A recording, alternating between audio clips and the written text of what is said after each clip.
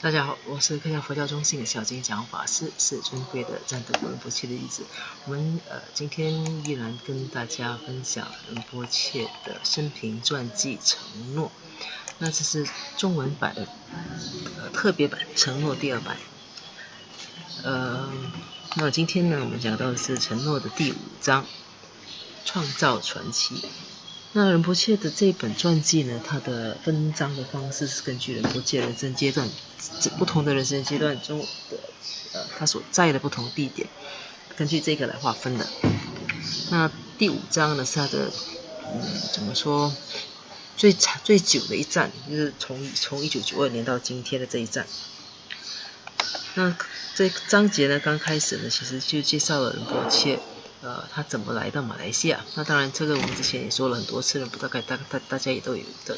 印象。那仁波切前来马来西亚呢，最初也不是说就是因为想过来马来西亚就过来马来西亚，不是这样子的。他其实对马来西亚这个地方也是相当的陌生，也不是那么熟悉。但是当时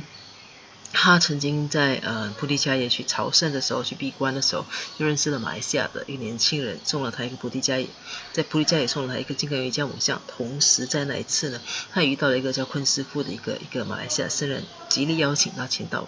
往马来西亚。那过不久呢，当他回到寺院之后，那刚好寺院当时很需要一笔钱来帮就是来建僧侣的宿舍。那所以当时仁波切的上师就还有寺院包括护法都一致认为，就是仁波切是一个最适合的人选。那所以在这样子的情况下，我们这个当然长话短说。那在这样子的情况下呢，仁波切就在1992年前往马来西亚，就是为期3个月，筹集增建僧侣宿舍所需要的8万块钱马币左右的善款。那仁波切当然也不负众望，就他很马不停蹄的很奔波劳碌，但是还是完成了这个使命，把钱带回去，就是捐送给了自己的母室。那与此同时呢，并不只是这一笔钱，当然这段时间他也跟马来西亚的许多信众建立了关系，收了许多弟子。那正因为这样，他跟马来西亚的缘分就这样子建立起来了。那他过后呢，陆陆续续马来西亚弟子就要求他前往马来西亚教学，所以仁波切那些年呢，就在两地奔波，直到后来上师叫他常驻马来西亚，他然后就从那时候开始呢，仁波切就在马来西亚了。那当然后来就要常住在一个国家要弘法的话，当然就不能像之前那个样子，是到处去借用别人的中心或者在信众的家里。那是刚开始的事情，那仁波切当然就开始就要找些地方设立自己的佛教中心。那这过程中当然遇到许多阻碍，当然有一些佛教中心成立了，不久就关闭了。那有一些呢也不是非常顺利。所以就是辗转的，后来到了客家佛教中心的成立，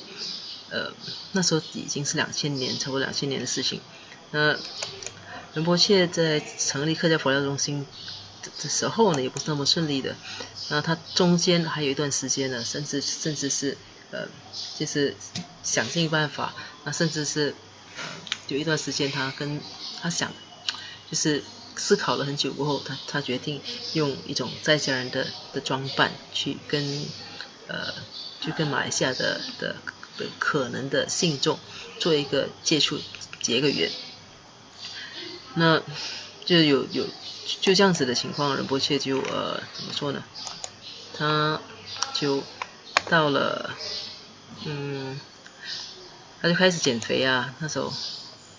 可以看一下照片，这个照片是那时候我们说的。仁波切突然间有了决定过后，就开始减肥，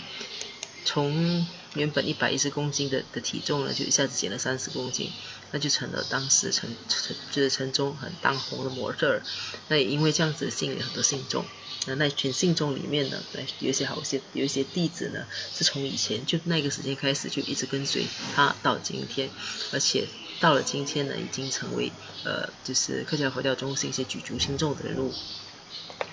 那其中一位就是大家在这个视频上面所看到的李国元讲法师。那这个是一个阶段，这个阶段很快就过去了。当然，就后来仁波切就怎么讲呢？他完成他的使命过后，他就再度的就换上出家人的一个僧袍。那也是那时候开始呢，克夏佛教中心的佛法事业就开始扩展的很快。那仁波切在那几年呢，就很积极的就带着他的弟子呢，前往各地去参观啊、朝圣啊、介绍啊。那这些图片呢，就是仁波切带弟子到那些圣地朝圣的照片。那仁波切主要最喜欢带弟子去的地方都是那些著名的圣地，比如说菩提迦耶，比如说尼泊尔啊，因为尼泊尔是金刚瑜伽母的圣地，所以仁波切总是特别去特别每一个圣地特别去介绍。那还有一个很重要的，上次我们提到就是仁波切在2006年带了一群弟子，就还有3000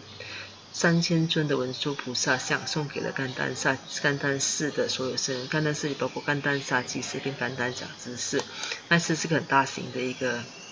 怎么讲回馈母寺的一个活动。那我们这里只是很快速的介绍。2008年仁波切再带弟子到尼泊尔去，后来也成立了克夏佛教中心在尼泊尔的一个分支，那就是自在坊，克夏自在坊。然后仁波切又到西藏。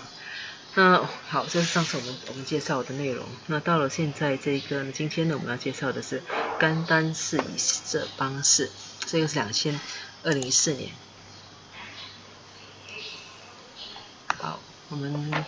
给大家念一念这个2014年这个内容。下甘丹寺和色邦寺自成立以来，仁波切一直都透过各种方式来支持这两所寺院，包括捐助所有在学僧人1年的课本和基本需要，供养老僧人药物和维生素，赞助诸如密集金刚及文殊菩萨的教诲灌顶，供养大型佛像与赞助法会，甚至赞助下甘丹寺前住持甘肃仁波切洛桑攀得最好的医药治疗和照顾。2013年，仁波切给予至尊加减，赐将卓图仁波切和尊贵的甘肃仁波切洛桑攀得赞助了一场大型的长寿法会，祈求这些尊贵的佛法大士能够继续常住在世，以及利益增重。2014年10月，仁波切的30名弟子前往印度的下甘丹寺朝圣，供养全寺僧人700尊白度母像、僧袍和佛法书籍，回向和祈求赞度仁波切长寿。正如同2006年给予甘丹萨祭寺和所献上的供养一样，2014年给下甘丹寺的供养也可以说是该寺历史上由个别僧人所做出的最盛大的供养之一。那这个是一些可能有些人感觉到比较陌生，这是下甘丹寺以色邦寺。那下甘丹寺与色邦寺呢，如果大家是对多杰雄的修持有些认识的话，可能就听过这两所寺院。那如果没有接触过多杰雄的修持的话，可能对这两所寺院可能就不太熟悉。那这两所寺院呢，是甘丹寺和色拉寺，就是因为在修持上的不同所分出来的不同的寺院。那下甘丹寺以色邦寺呢，是修持多杰雄分的。所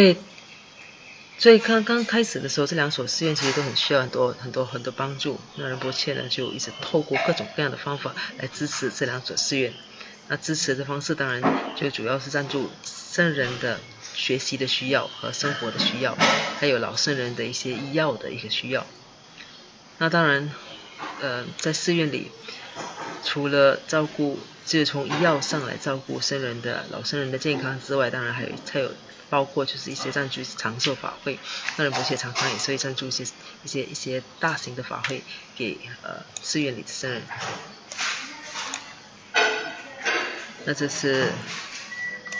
这些上面的这些照片呢，就是下甘丹寺的照片。那还有一次就2014年，仁波切再一次呢就送给全寺圣人下甘丹寺全寺圣人700尊白度母像。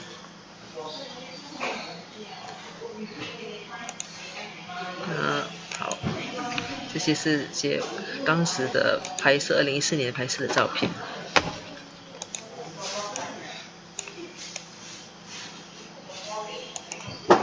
代表占都仁波切向尊贵的第3世绰摩格西仁波切献上供养。那是在大家仔细看一下这张照片是比较特别的，在左边这一页的右下角，那这个是仁波切的一个资深弟子，一个女弟子。当时呢，绰摩格西仁波切正准备坐床，那就仁波切就托弟子呢把供养献给了就是第3世卓摩格西仁波切。那右边这一页呢，那是也是供养时候的一些照片。那是仁波切弟子代表仁波切与克切拉向下甘丹寺的前住持尊贵的堪苏仁波切洛桑潘德献上白度母像。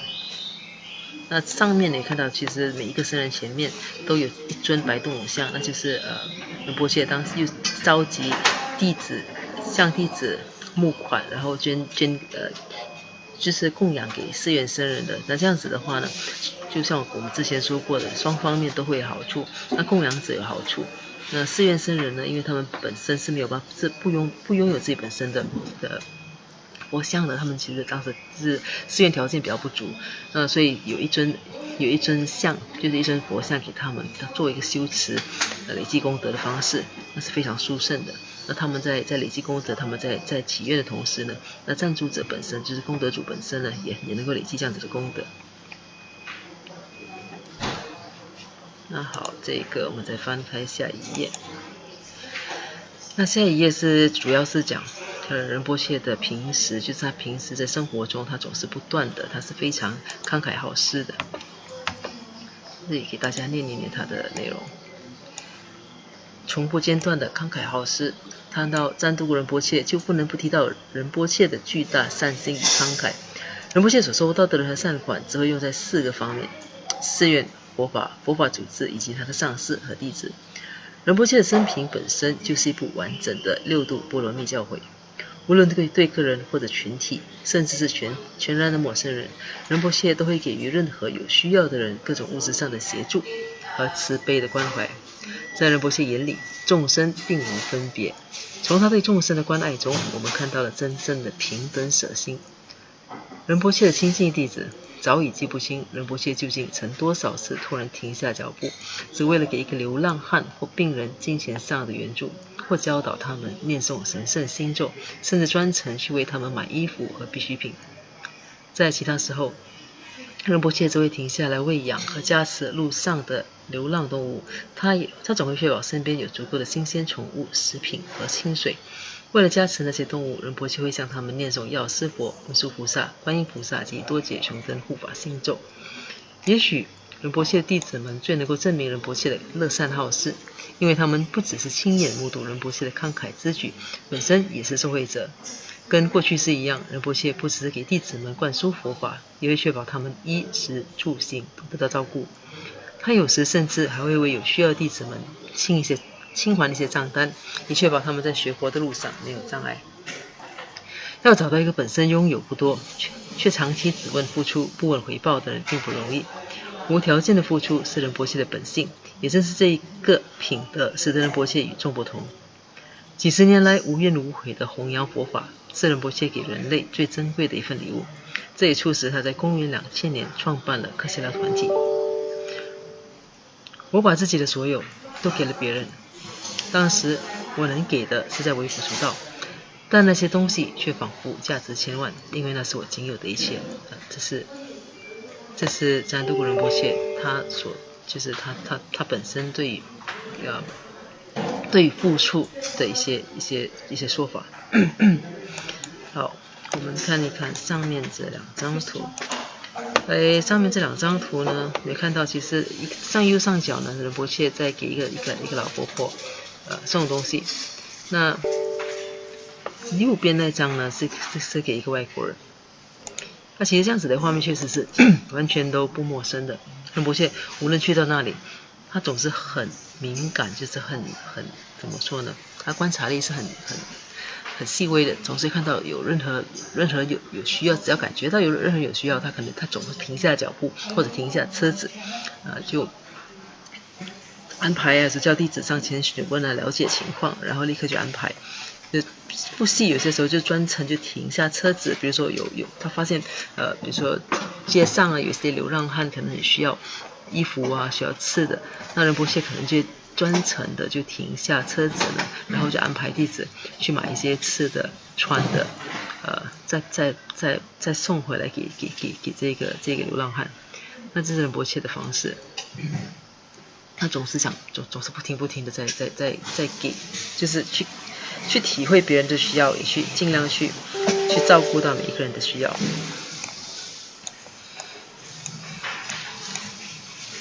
那不只是对，就是他不只是对流浪汉，其实是对任何一个人都一样。那包括每一个动物。那路上如果有猫狗有这样子的，就是可能受伤了或者是饥饿的，那仁波切也一样的，也不是说身边有什么给什么的，而是很多时候对特地的可能专程跑一趟相当远的一个路途去把食物买回来，就是来喂养这些小动物。仁波切常说，他知道饥饿是十分难受的，没有家又没有食物吃的一种情况，他完全理解，所以他总是会怎么说呢？会去照顾，不让任何人有可能陷入一个这样子的一个情况。那当然，其实仁波切真正最想给的，并不只是这些表面上的物质上的一种需要，其实他真正最想要给的，是给每一个人佛法，那甚至只是一尊就是只是一个佛的一个图像，或者是一个心咒，那是他真正最想要给的。所以仁波切总是会在送给就是那些就是接受者，或者是这些流浪汉，或者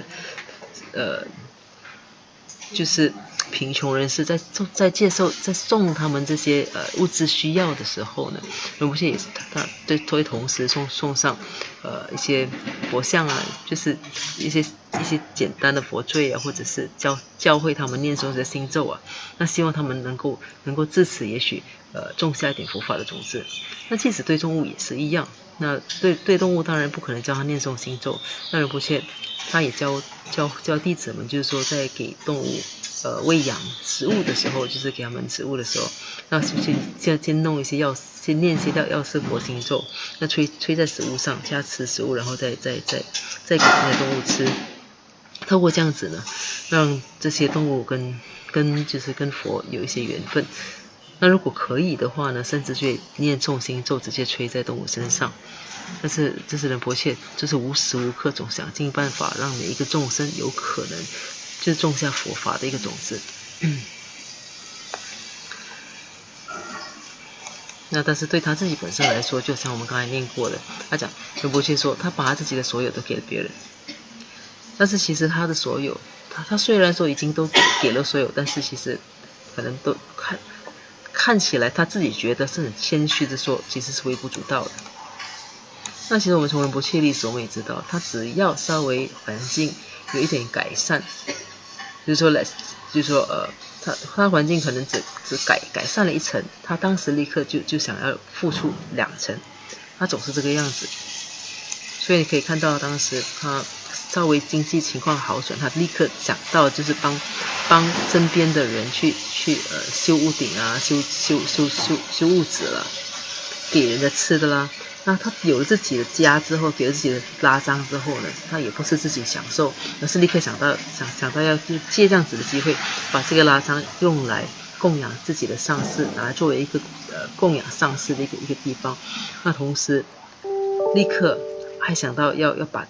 这些帮助人的事业就扩展在寺院或者寺院以外。所以这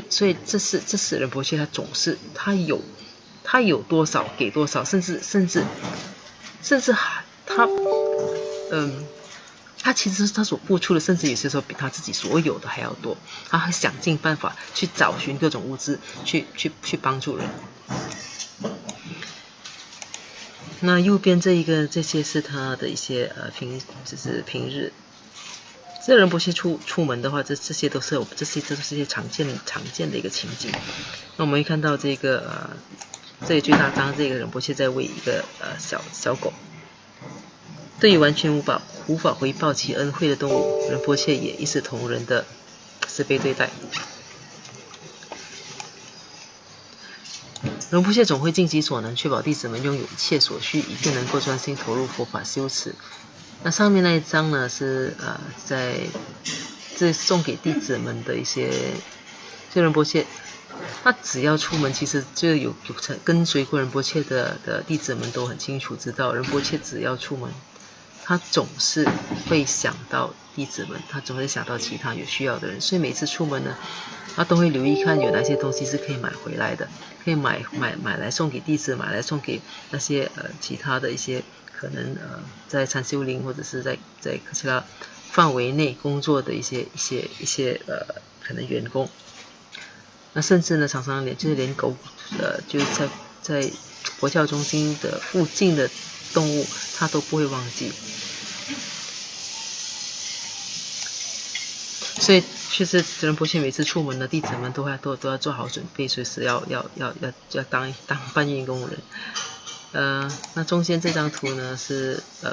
仁波切在喂养野狗的一个照片。那在最右下边呢，那也是一个，那是在美国的街头。那仁波切看到有一些流浪汉在街道上，他亲自上前去询问，就是了解对方的情况，然后就帮助，就给他食物。那有些时候给食物，有些时候可以的话，包括给现钱。总是会尽可能的去帮大家去度过当时的难关。